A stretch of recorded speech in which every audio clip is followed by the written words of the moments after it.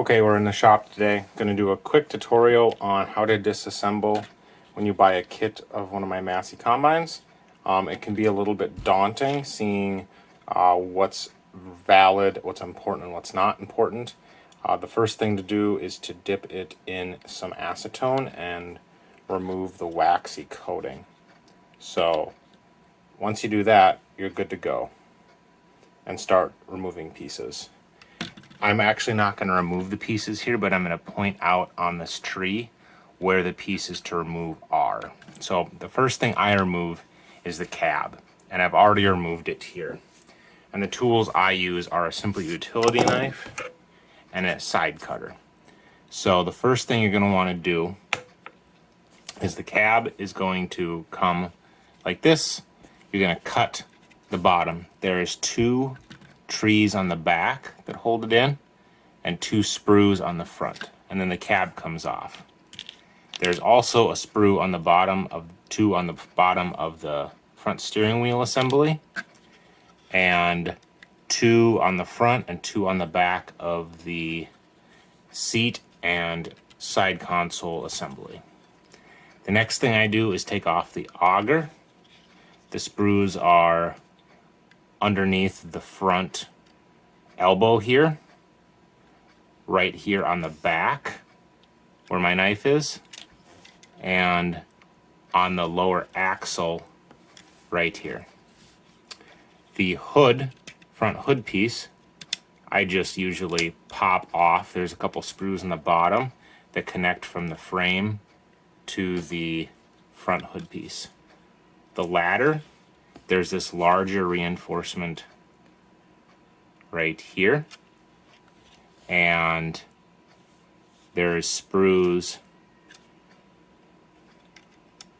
in the front on this corner here that you can see by my knife. The ladder will come off. I have a couple broken ladders here, but the ladder comes off with the I broke these in disassemble and shipping actually, but the handrail stays on the ladder assembly. There's also, depending on the kit you order, lower hopper extensions, and the auger. The sprue is on the side of the auger, and then there's also four sprues that hold the bin extension on. Moving on there, you've got the two lift cylinders here and here that are for the feeder house, and then the two lift cylinder outside pieces here. There's also the, depending on what kit you get, whether it has front wheel or rear wheel assist or two-wheel drive, there's four spindles here. Once the auger's off, you can come in with your utility knife, and there's about a 60 thou spindle and then about a 30 thou diameter sprue that you can snip, either with utility knife or with a snippers. There's also the axle, the square piece back here with the tabs for the steering cylinders. That has two sprues on the bottom. Again, you can cut with your knife. And then there's your lights here, and then there's a couple sprues that hold the bar. There's about a 60 thou diameter bar that the light's attached to. That bar can be discarded. I just tree everything up on that.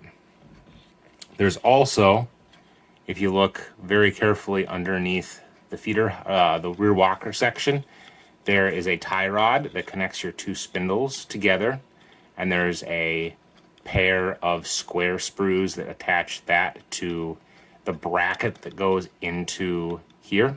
There's also a fuel tank that's attached to the sacrificial sprues. There's your rear shredder, your your chaff spreader shredder that mounts also to these rear assembly here. There is also the rear steer cylinders for the rear axle right there by where my knife is pointing. Finally, there is a auger rest depending on your kit. They're all assembled, but it's up to you if you want to install it. That is very breakable, and it is also mounted to that two square, about 30 by 30 square bracket that mounts underneath the ladder and kind of trees up inside of this walker housing. So that's about all the main components on this. Things that might look like sprues that you're not going to want to cut. Like I said, don't cut the sprues, or don't cut the handle on the ladder. Don't cut this handle on the side of the body here. Also, there's no need to cut each light off that bracket. What I actually do is, if you hold off for a second,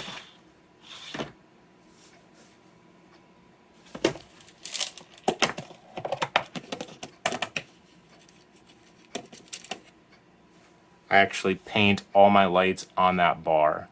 So this entire bar comes off as an assembly. I also didn't talk about it, but there's these small lights, or they're mirrors. Those are in the kit. And that mirror mounts on the side here. There's also a mirror that mounts on the cab right here, a rear view mirror. Also, like I said, very similar to this mirror. It's just that it has a one-piece 90-degree instead of the two 45s to mount it. The lights I mount all on the cab.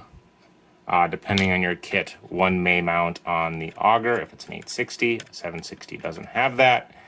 Your reflectors mount that are on the tree here, the two in the middle here. They mount on this hole here and here for your caution hazard flashers. And basically everything in the body stays as one. So everything on the bottom here, the feeder house, I didn't mention, that's got two sprues here. On the front, those can be cut off. You're not going to want to trim off any of the tabs that hold like the front cylinders on. A couple of additional parts you will need in the kit is some 62 thou or 60 thou styrene or steel to use as your axle pivot for the rear axle, and some small pins like 30 thou styrene is what I use, although other options are nails or steel pins if you prefer that. So that's basically the kit. I prefer to paint everything kind of separate and then assemble later. It's easier to sand, prep the parts, and get them looking nice for final assembly.